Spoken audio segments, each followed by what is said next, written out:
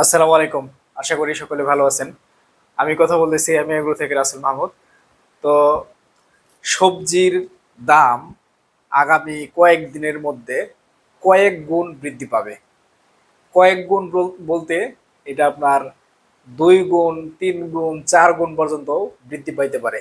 যদি ৪ গুণ পর্যন্ত বৃদ্ধি পায় তারপরও অবাক হওয়ার কিছু নাই। মানে বর্তমান পরিস্থিতিটা এরকমই। এই যে আপনার একটা বৃষ্টি চলতেছে আপনার সারা বাংলাদেশে। আপনার হচ্ছে এই বৃষ্টি প্রবাহের নাম হচ্ছে ধারা। বিশেষ করে আপনার চট্টগ্রাম অঞ্চলের অবস্থা খুবই খারাপ।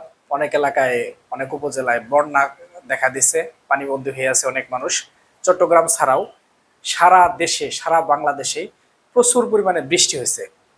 হ্যাঁ, এত বৃষ্টি আপনার দেখা যায় যে খুব সচরাচর খুব কমই হয়। তো এই অতি বৃষ্টির ফলে কৃষকরা যে ফসল ছিল, যেগুলো ফলন্ত ফসলের জমি ছিল, এগুলা অনেক এলাকায় ডুবে গেছে। এমন এমন অনেক এলাকায় এবার পানি জমছে বা পানি জলাবদ্ধতা তৈরি হয়েছে, যে জমিগুলাতে আগে কখনো মানে কৃষকের মতে যে এই জমিতে তো আগে কখনো পানি আসে নাই বা পানি জমে নাই, ওই রকম জমিতেও জলাবদ্ধতা চলে আসছে বা পানি চলে আসছে। তো যার ফলে যে সমস্ত ফসলের জমিগুলা ইতিমধ্যেই ডুবে গেছে বা পানি উঠে গেছে, এগুলো তো নষ্ট হয়েছেই।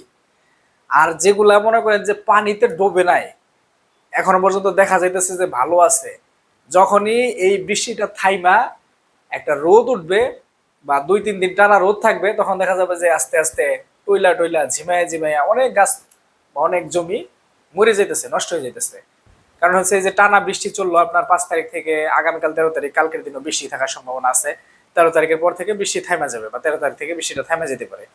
তো এই যে টানা আপনার ৯ দিন একটা বৃষ্টিপাত হইলো, বৃষ্টি চললো, এই বৃষ্টিতে অতিরিক্ত পানির কারণে আপনার হচ্ছে ওই গাছের শিকড় গুলা নষ্ট হয়ে গেছে, পচে গেছে। এখন আপাতত কয়েকটা শিকড় যেগুলা সবল আছে বা সুস্থ আছে, এগুলা দিয়ে আপনার হচ্ছে গাছ তার প্রয়োজনীয় খাবার সংগ্রহ করতে পারলেও যখন হচ্ছে আপনার রোদের তাপ বাড়বে, তখন কিন্তু গাছ টিকতে পারবে না। তখন দেখা যাবে যে অনেক মানুষের গাছ নষ্ট হয়ে যাবে।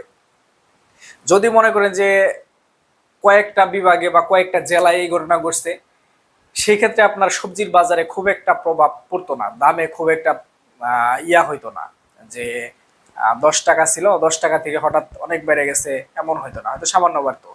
যেহেতু এটা সারা দেশব্যাপী এরকম বৃষ্টিপাত হয়েছে, সুতরাং সবজির দাম হিউজ পরিমাণে বাড়বে, আপনারা এটা নিশ্চিত থাকেন। এবং অনেকে মনে করতেছেন যে বৃষ্টি হইলেই নাকি সবজির দাম বাড়বে, কাঁচামরিচের দাম বাড়বে, তাহলে এখনো কেন বাড়ে না, এটা মনে করতেছেন না? আমি কারওয়ান বাজারের কয়েকটা ভিডিও দেখলাম ফেসবুকে। ব্যবসায়ীরা রাতের বেলায় ফেসবুকে ভিডিও করে ছাড়ছে যে কারওয়ান বাজারে কোনো ক্রেতা নাই, সবজির ক্রেতা নাই, সবজি কে কিনবে, মানে এরকম এক কথা বলতেছে। আবার স্থানীয় বাজারগুলোতে গেলেও দেখবেন যে এখনো খুব বেশি দাম বাড়ে নাই। হ্যাঁ, আসলে যখন টানা বৃষ্টি হয়, টানা বর্ষা থাকে, তখন মানুষ একটু বাইরে কম বের হয়। ঘরের মধ্যে যা সবজি টবজি থাকে, বাজার সদাই থাকে, এগুলা দিয়েই কোনো রকমে চালানোর চেষ্টা করে। এটা একটা ঘটনা ঘটে।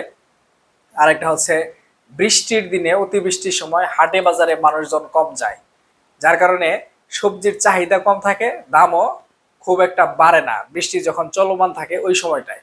কিন্তু যখন আপনার বৃষ্টি থাইমা যাবে, আবহাওয়া স্বাভাবিক হবে, পরিবেশ স্বাভাবিক হবে, তখন সবজির হিউজ একটা চাহিদা হুট করে বেড়ে যাবে। এবং সবজির তো ওইদিকে আবার জোগান নাই, জমি ডুবে গেছে, নষ্ট হয়ে গেছে। তো দুইটা মিলাইয়া সবজির দাম, কাঁচামরিচের দাম প্রচুর পরিমাণে বাড়বে। কাঁচামরিচ আমি লাস্ট টাইম যখন কিনলাম, তখন মনে হয় আপনার ১০০ টাকা কেজি কিনে নিয়ে এসেছিলাম। সরি, ভুল হইলো, ১০০ টাকা কেজি কিনলাম আগে। তারপরে একদিন না পরের দিনই ১৪০ টাকা কেজি মনে হয় দাম চাইলো। ও, আমার বড় ভাই কিনলো আমার সামনে, ১৪০ টাকা কেজি। এখন বিভিন্ন এলাকায় কাঁচামরিচের দাম আরো বেড়ে গেছে, মানে এটা খুচরা দাম বলতেছি আমি। আর শশার তো আগুন লাগা বাজার। হ্যাঁ, শশা বাজার বাড়ার অবশ্য অন্য কারণ আছে। তো যাই হোক, সবজির বাজার যে সামনে অনেক বাড়তেছে, এটা আপনারা নিশ্চিত থাকেন। আপনাদের জমিতে এখন যে সবজি আছে সেগুলোর ভালো মতো পরিচর্যা করেন। ভালো থাকবেন সবাই। আসসালামু আলাইকুম, আল্লাহ হাফেজ।